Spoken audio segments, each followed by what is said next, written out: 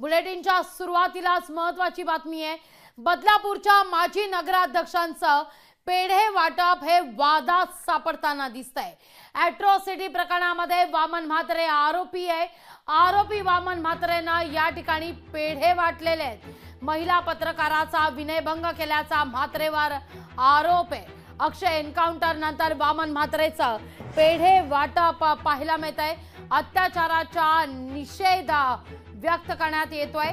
आंदोलनावेळी हा निषेध व्यक्त होत असताना म्हात्रेंवर विनयभंगाचा गुन्हा दाखल झालेला होता। पत्रकार मोहिनी जाधव यांच्या संदर्भात आक्षेपार्ह वक्तव्य करण्यात आलेलं होतं। वक्तव्यानंतर वामन म्हात्रेंवर गुन्हा दाखल झालेला होता। विनयभंग आणि ॲट्रॉसिटी प्रकरणात म्हात्रेंना अटकेपासून अंतरिम संरक्षण देखील देण्यात आलेलं आहे।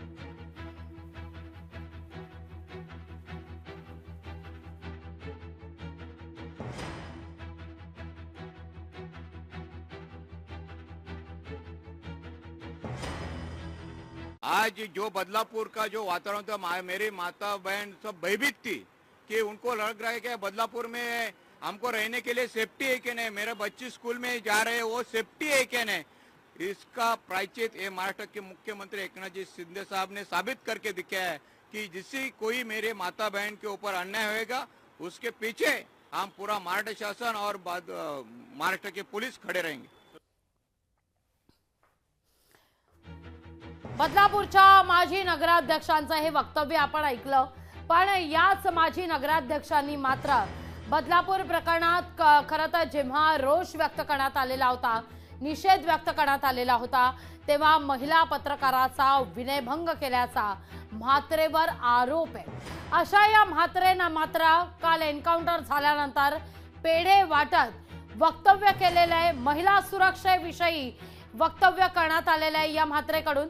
अक्षय एन्काउंटर नंतर वामन म्हात्रेंचा पेढे वाटप वादात सापडताना दिसतंय। या सगळ्या विषयी अधिक माहिती घेण्याकरता थेट जाते आपले प्रतिनिधी भूषण शिंदे यांच्याकडे। भूषण, काय या सगळ्या प्रकाराला म्हणावा, म्हणजे इतका विरोधाभास एकीकडे बदलापूरमध्ये हा सगळा प्रकार घडलेला असताना त्याच दिवशी मात्र महिला पत्रकाराचा विनयभंग करण्यात येतो, वक्तव्य करण्यात येतं, अतिशय हिडीस पद्धतीने हे विधान केलं जातं आणि या प्रकरणी वामन म्हात्रेवर आरोप आहे, गुन्हा दाखल आहे।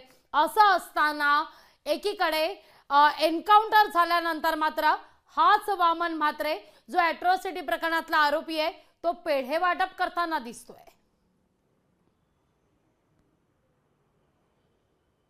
नक्कीच लागवी, एकंदर बदलापूर प्रकरणानंतर एका महिला पत्रकारासंदर्भात आक्षेपार्ह विधान करणारे वामन म्हात्रे यांनी कालच्या एन्काउंटर प्रकरणानंतर अगदी बदलापूर या संपूर्ण परिसरामध्ये पेढे वाटपाचा कार्यक्रम सुरू केला आहे। त्यामुळे अगदी तिथले जे जनमानसक आहेत की एकंदर तिथले नागरिक आहेत त्यांनी अगदी या संदर्भामध्ये आश्चर्य व्यक्त केलं आहे। एकंदर एका महिला पत्रकारासंदर्भात आक्षेपार्ह विधान त्यांनी केलं होतं। विनयभंगाचा प्रकार संपूर्ण त्यामध्ये आपल्याला पाहायला मिळाला होता आणि त्यांनी कुठेतरी त्या संदर्भात त्यांच्या विरोधामध्ये गुन्हा देखील दाखल आहे।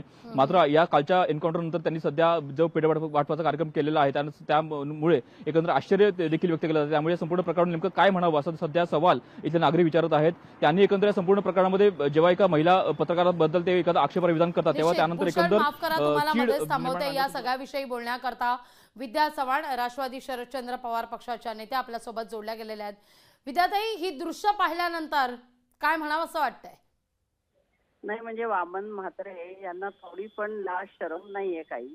एका महिला पत्रकाराला का तुझ्यावर बलात्कार झाला का अशा प्रकारे उर्मटपणे विचारणारा माणूस, ज्याच्यावरती एफ आय आर घ्यायला पोलीस स्टेशन तयार नव्हतं, FIR घेतल्यानंतर सुद्धा त्याची काही चौकशी नाही, त्याला अटक नाही, काही नाही, आणि आज निर्लज्जपणे पेढे वाटतायत। म्हणजे तुम्ही काय मोठा पराक्रम केलाय का? मुंबईमध्ये कसाबला सुद्धा असा गोळ्या घालून मारता आलं असतं, पण त्याची रीतसर चौकशी झाली, एन्क्वायरी झाली, कोर्ट केसेस चालल्या, त्याच्यानंतर 2-3-4 वर्षात तो फाशीला गेला। परंतु ह्या गुन्हेगाराला, म्हणजे ह्या शाळेतल्या मुख्याध्यापिका असतील, त्या शाळेतले लोक असतील, त्यांना वाचवण्यासाठी हे प्रकार चालू आहेत आणि ह्या वामन म्हात्रेला खरं अटक पाहिजे व्हायला, त्याची चौकशी व्हायला पाहिजे। एका महिला पत्रकाराला इतक्या हीन भाषेत बोलणाऱ्या माणसाला, म्हणजे इतर महिलांची हा माणूस कसा वागत असेल त्याची आपल्याला कल्पना येते। आणि हे सगळं बलात्कार वगैरे इतकं सहजपणे हे लोक बोलतात, यांना महिलांवरती प्रत्यक्षात काय प्रकार, कुठल्या प्रकारे महिलांच्या हृदयाला ते लागतं ते कळत नाही।